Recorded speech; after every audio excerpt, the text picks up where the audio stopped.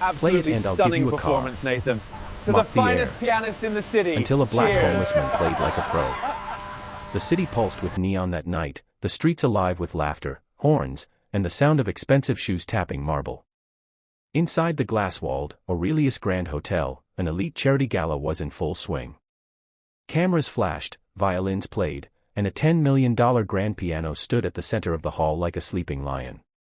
The heir of the Aurelius fortune, 23-year-old Nathan Aurelius, leaned against the piano, sipping champagne with his friends.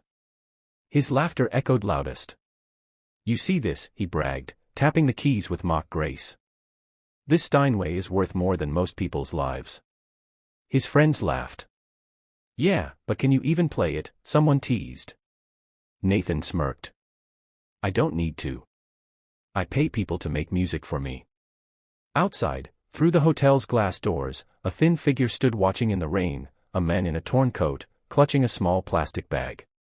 His name was Marcus Lane. Once, he had been known as Marcus the Muse in jazz circles, a pianist so gifted he could make a piano cry. But a tragedy years ago, a car crash that took his wife and little daughter, had broken his heart and his future. He stopped playing. He lost everything. Tonight, he was just another hungry soul hoping someone would drop coins in his cup. Nathan noticed him through the glass. "Hey, security," he said. "Who let the janitor stand outside my event?" The guards started to move, but Marcus lifted his head, his voice calm but firm. "Sir," he said, "I'm not here to beg. I just came to listen to the piano." Nathan raised an eyebrow. "You came to listen? You look like you couldn't even afford to tune it." His friends burst into laughter. Marcus didn't react. "I used to play once," he said quietly. "Before life decided I shouldn't." The guests nearby began to whisper. Nathan grinned, an idea sparking in his mind.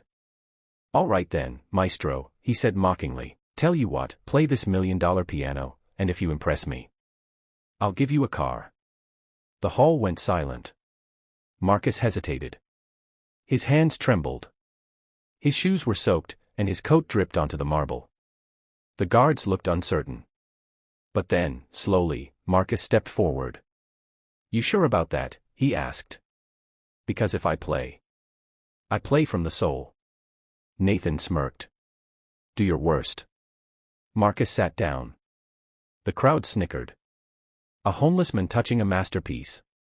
But when his fingers touched the keys, the world stopped breathing. The first note rang out like a heartbeat.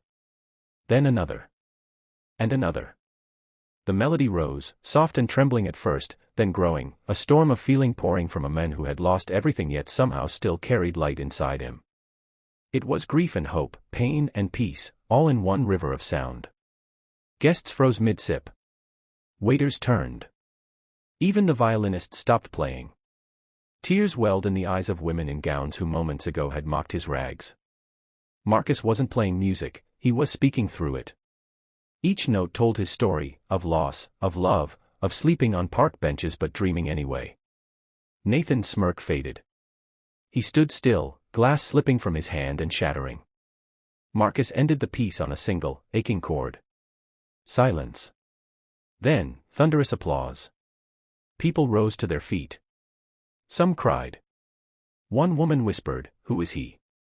Marcus simply stood, bowed his head, and turned to leave. Nathan swallowed hard. "Wait," he called. "Where did you learn to play like that?" Marcus paused. "My wife taught me," he said softly. "She was my biggest fan. She died believing I'd play again." Nathan's chest tightened. He stepped forward. I didn't mean to," but Marcus shook his head. "You wanted a show. You got one." The next morning, the story exploded online. Someone had recorded it. Homeless man silences billionaire's son with one song. Millions watched. Nathan's PR team panicked. His father, CEO Charles Aurelius, summoned him immediately. "Do you understand what you've done?" he barked. "You humiliated this company. Find that man, make it right." Nathan left the office in silence. For the first time in his privileged life, guilt gnawed at him. Days later, he found Marcus at an abandoned subway station, playing a half-broken keyboard for spare change. "I'm sorry," Nathan said. "I was an idiot. But my father wants to meet you." Marcus stared at him. "Why?" "He heard your performance. He wants to sponsor your comeback." Marcus hesitated. "Comeback? I buried that dream long ago." Nathan looked him in the eyes. "Then dig it up. You gave everyone in that room something they'd forgotten, feeling." Weeks passed. With the help of the Aurelius Foundation, Marcus recorded his first album in 15 years. The world rediscovered him. He was invited to perform at the National Arts Gala, the same hall that once threw him out. This time, the red carpet was rolled out for him. Nathan sat in the front row, no champagne in hand, no arrogance left, just awe. Marcus played the same piece he had performed that fateful night, but now it sounded like redemption. When the last note faded, the crowd erupted. Cameras flashed. Reporters swarmed him. One asked, "Mr. Lane, what inspired your comeback?" Marcus smiled faintly. "A promise to my wife. And a foolish boy who gave me a reason to keep it." After the concert, Nathan approached him. "You changed me," he said. Marcus looked at him with kind eyes. "No," he said. "You just finally listened." Nathan nodded. "The car is yours, by the way." Marcus chuckled. "Keep it. I already got my ride back, my music." Months later, the Aurelius Foundation announced a new scholarship, the Marcus Lane Music Grant, to help homeless youth find a voice through art. On the opening day, Marcus stood on stage beside Nathan and his father. He looked out over hundreds of kids holding tiny keyboards and recorders. "Once upon a time," Marcus said into the mic, "I thought I was finished. But life doesn't end when the world forgets you. It ends when you forget your own song." Applause roared through the hall. Cameras zoomed in on Nathan's face, humbled, proud, changed. The very piano that started it all was placed behind glass at the museum entrance, with a plaque reading, "The night music beat money." Outside, a cold wind swept the streets. But for Marcus Lane, it didn't feel cold anymore. He had found warmth again, not in riches, but in rhythm. And somewhere beyond the clouds, his wife and daughter were smiling.